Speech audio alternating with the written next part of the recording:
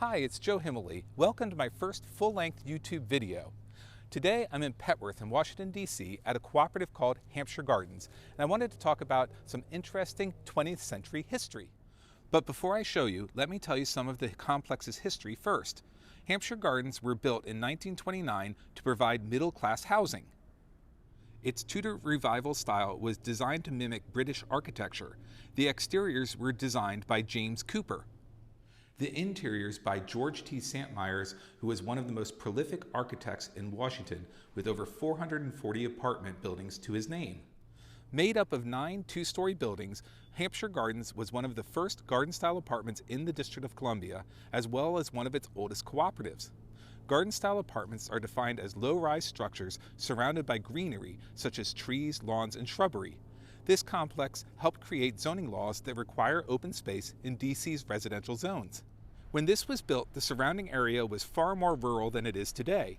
Critics predicted that this would drive prospective residents away.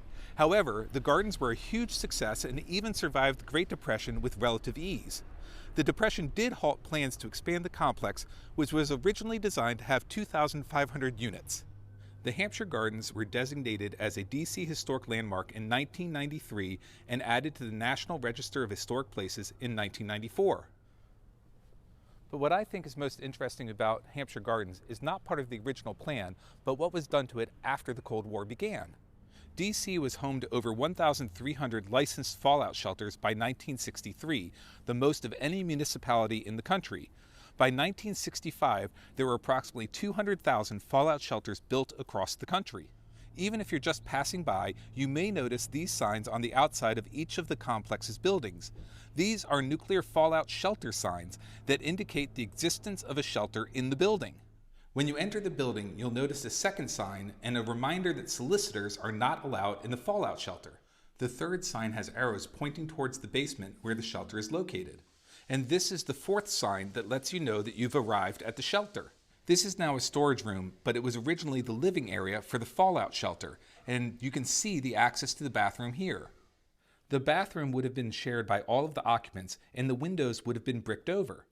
It has 2 sinks, and 1 toilet, and 2 showers, and you can see the stall doors. Fallout shelters were built from a variety of materials. In this case, you can see that they have terracotta block here and concrete block right beside it. And many of them were built in existing basements like this one. It's unlikely that these precautions would have effectively provided protection from radiation, but that didn't stop America from capitalizing on fallout frenzy. Businesses were created that specialized in fallout shelter construction, and supply kits were sold at department stores like any other everyday product.